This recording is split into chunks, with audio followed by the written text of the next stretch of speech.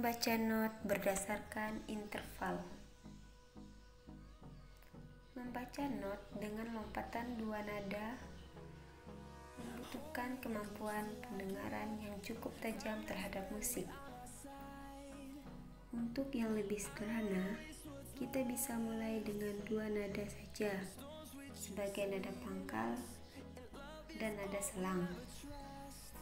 Kita memilih nada do sebagai nada pangkal.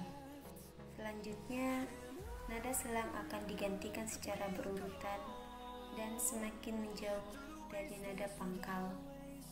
Do, mi, do, fa, do, sol, do, la, do, si, do, tinggi.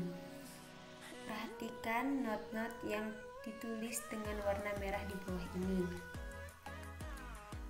Oke, kita bisa melihat pada gambar yang sudah ada.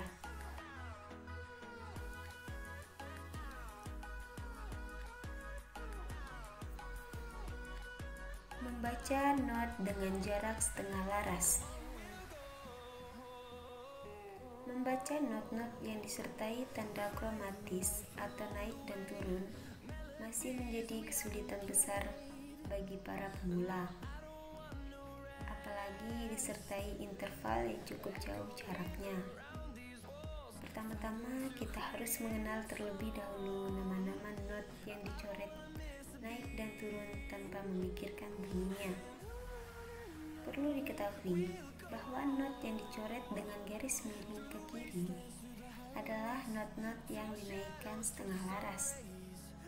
Sedangkan yang dicoret miring ke kanan adalah not-not yang diturunkan setengah laras. Lihatlah pada tabel gambar 1.3. Di sini ada di sebelah kiri yaitu naik dan di sebelah kanan yaitu turun. Sudah ada simbol dan sudah ada keterangan dibaca, jadi bisa kita lihat.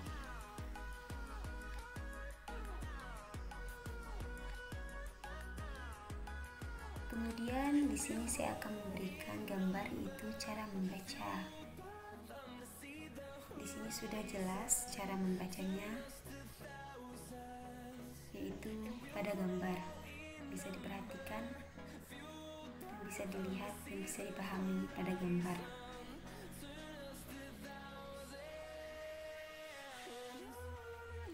Kemudian perbandingan tinggi rendah nada seperti tabel di bawah ini, yaitu gambar 1.4.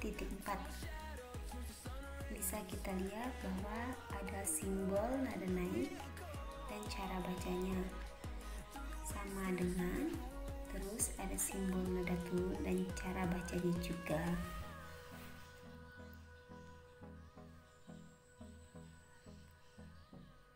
Tentu sulit bagi pemula untuk membidik nada-nada kromatis ini dengan tepat, apalagi dengan interval yang agak jauh seperti quart, quint, set, dan septim. Dari sebab itu, ada jalan keluar untuk melatih pendengaran agar akrab dengan nada-nada asing yang disebut dengan teknik menjembatani nada, yakni membunyikan not-not yang sulit dengan tinggi nada yang sama untuk setiap tetrachord. Mari kita mulai. Bisa kita lihat pada gambar, yaitu gambar 1.5.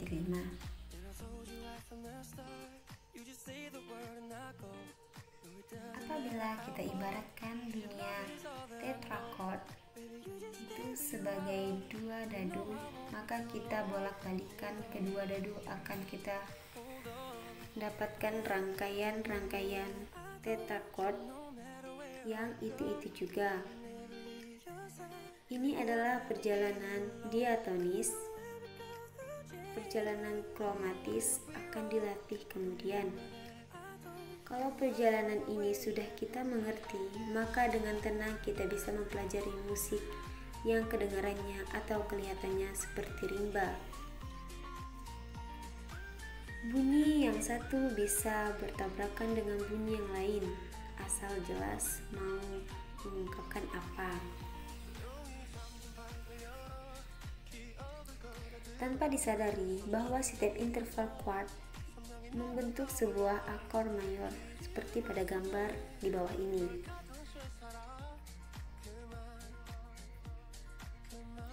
Bunyikan akor-akor ini dengan gitar atau pianika.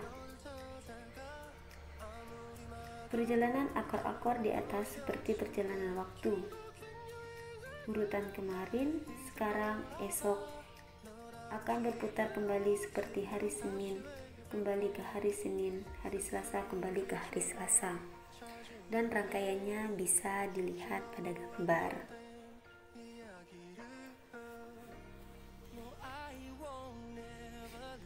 Ternyata kembali ke Fish juga, biarpun atas nama Guess.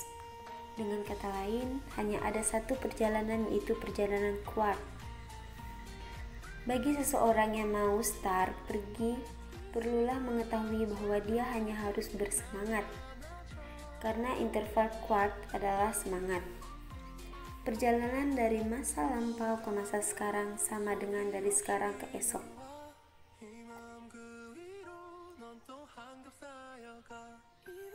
Nada and harmonies.